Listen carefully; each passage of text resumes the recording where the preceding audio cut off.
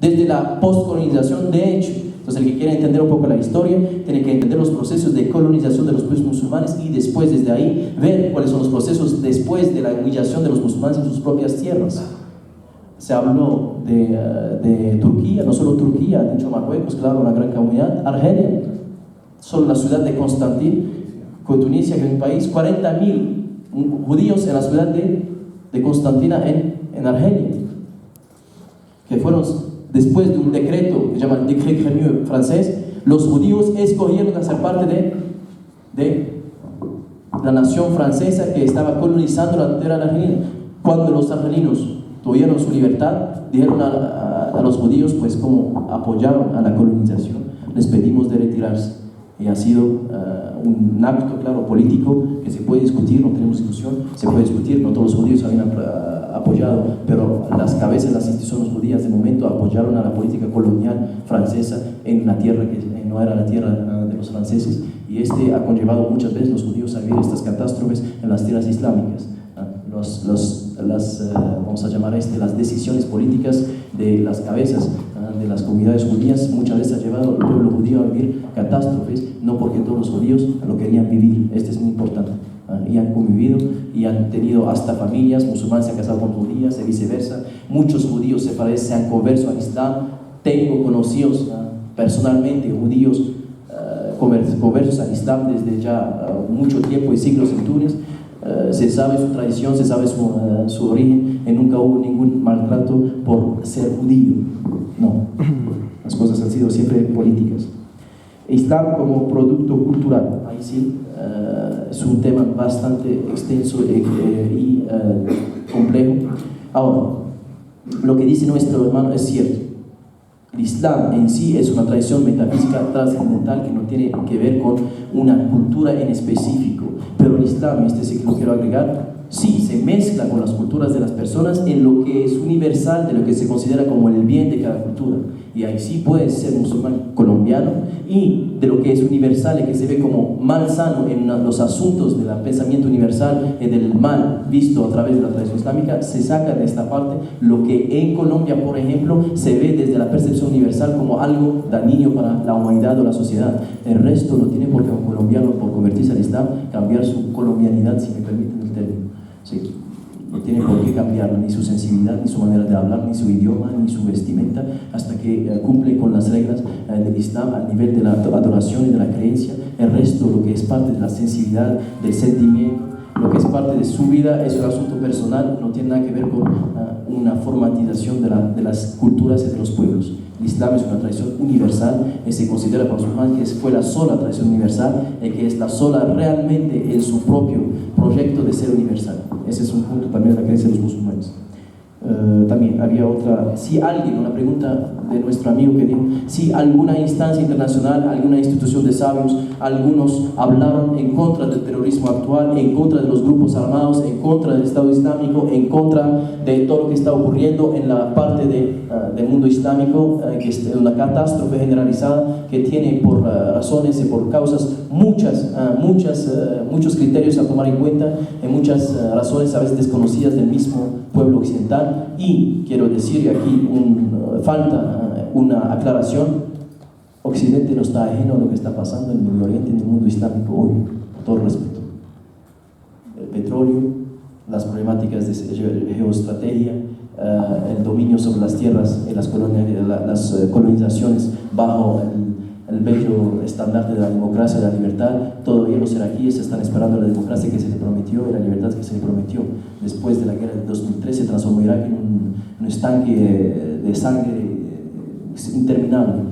No ha logrado ningún país, tan buena fuera la intención, y parece que las intenciones tampoco fueron claras en este sentido. Es importante decirlo. Entonces, a veces pensamos que allá están los locos y aquí están los buenos. No, cuidado. Los locos están en todas partes y los buenos están también, lamentablemente, en pocas partes, pero están. Sí. Es importante este sentido para aclarar.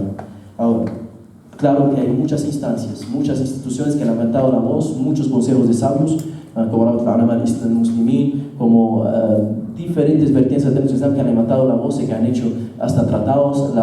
Hay una carta escrita a el supuesto autodenominado califa al-Baghdadi desde los sabios del Azhar en Egipto, que es una institución antigua que tiene más de 1000 años, que le han enviado una advertencia a lo que está haciendo, que es anti-islámico. La problemática no está tanto en enviar cartas y hacer congresos. ¿En qué está la problemática? Tener la fuerza física en contra de estos grupos, que uno de los que estaba degollando a algunos inocentes tenía en la mano un Rolex de $100,000 por haber visto las gamas de estos. Cada uno de ellos carga un Rolex a más de $100,000.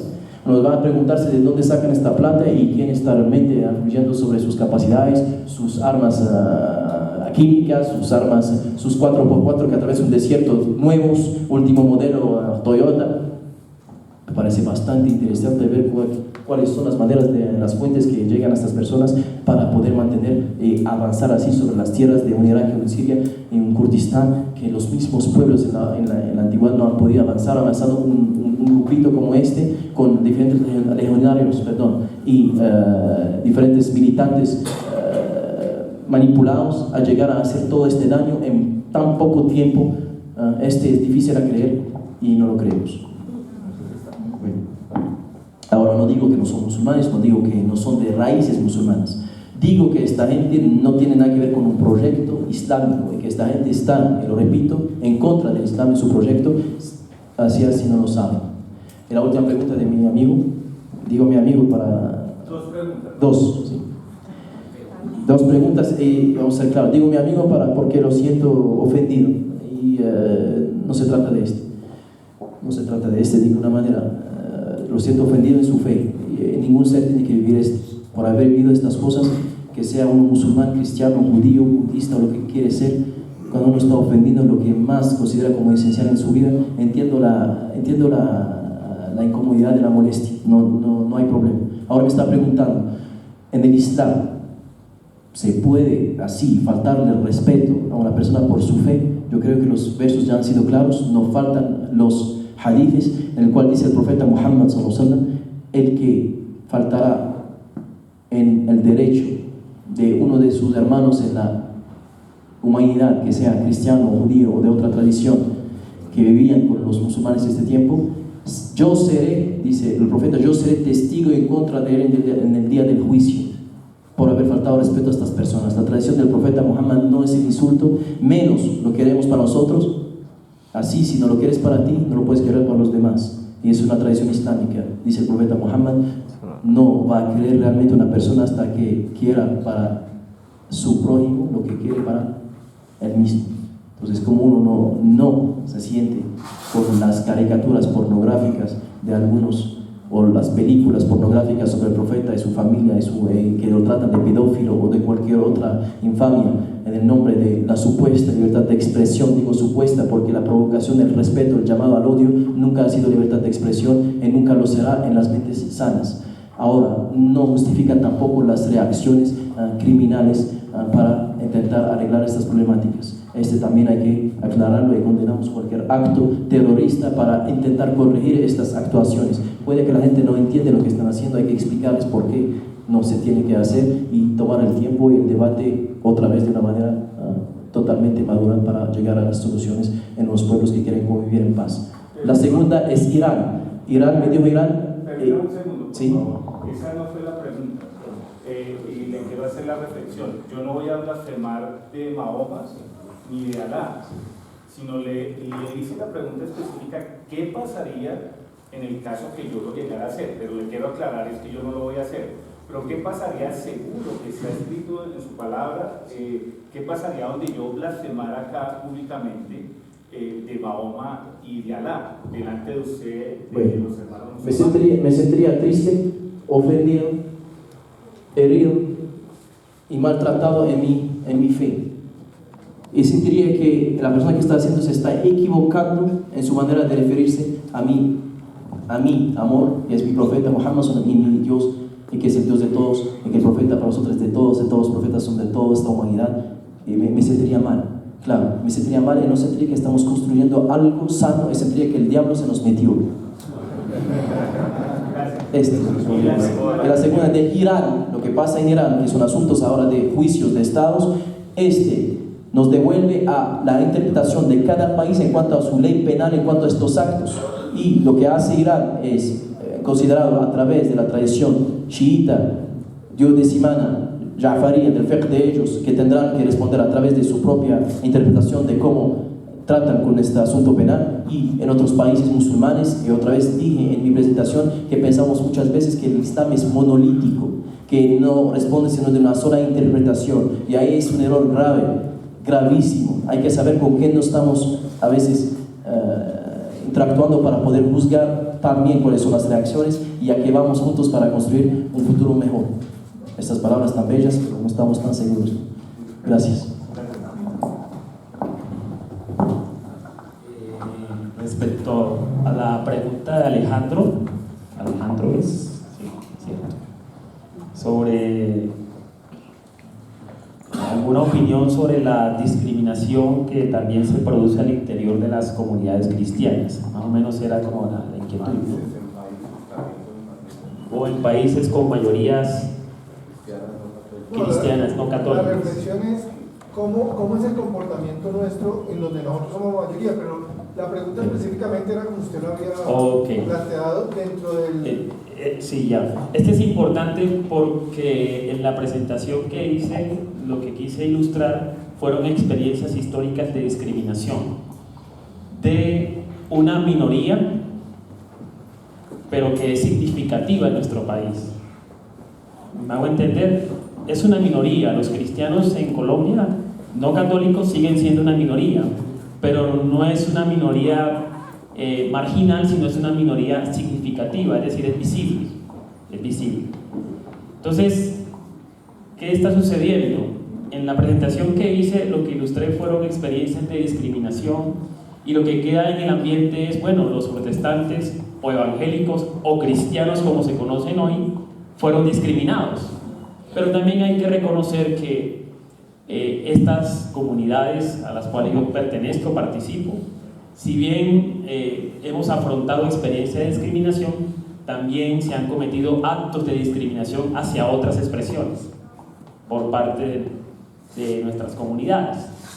Pongo ejemplos. Por ejemplo, al interior de las comunidades cristianas llama la atención, cristianas no católicas, llama la atención que la gran membresía de las iglesias son mujeres, pero el liderazgo de las mujeres no tiene el mismo peso al interior de las iglesias o de las comunidades cristianas. Es decir, ahí hay una discriminación implícita hacia el liderazgo o hacia el reconocimiento del liderazgo espiritual o eclesiástico, si me permite la palabra, de la mujer. Por otro lado, cuando tenemos iglesias cristianas que desarrollan cierto tipo de prácticas culticas o de enseñanzas respecto al evangelio, a las escrituras, establecen ciertos modos de ritos, cuando se enfrentan hacia otras iglesias cristianas que no reproducen las mismas prácticas, las mismas interpretaciones, por decir así, también se producen, digamos, experiencias de discriminación hacia expresiones cristianas distintas a la que yo pertenezco.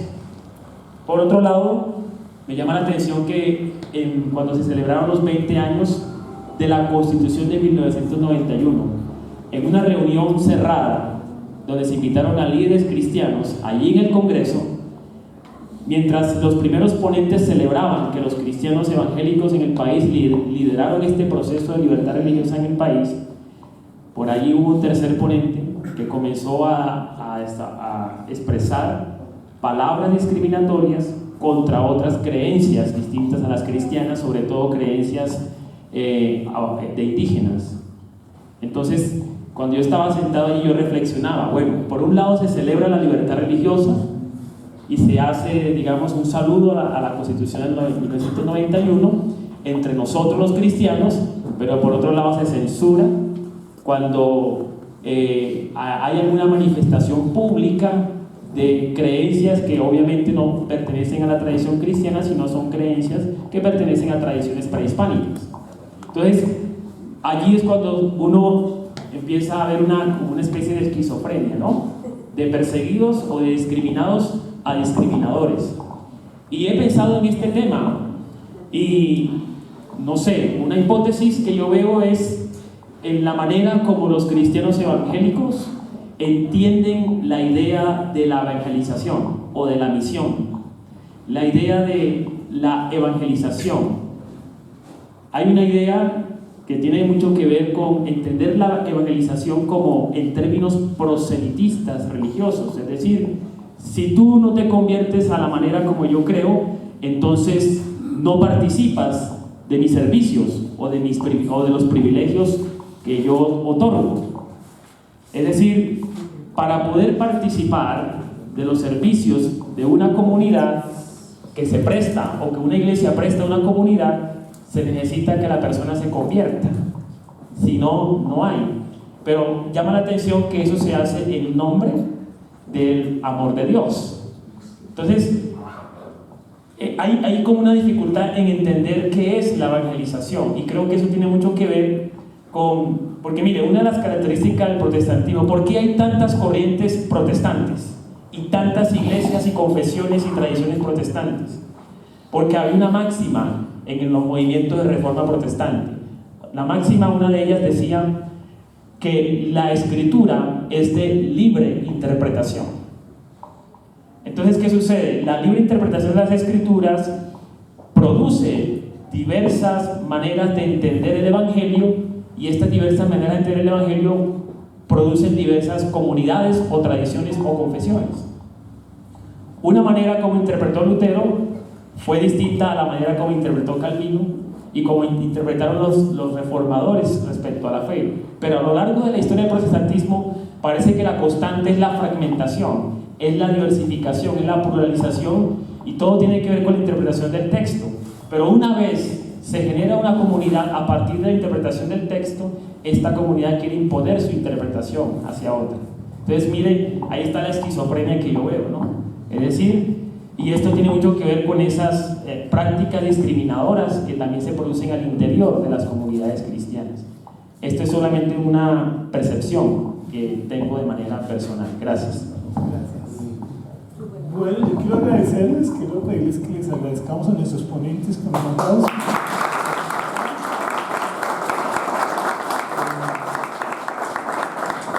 Ustedes pueden conversar con ellos. Ahora vamos a salir 15 minutos al recreo, un recreo cortico, un descanso cortico, y volvemos porque tenemos muchas actividades.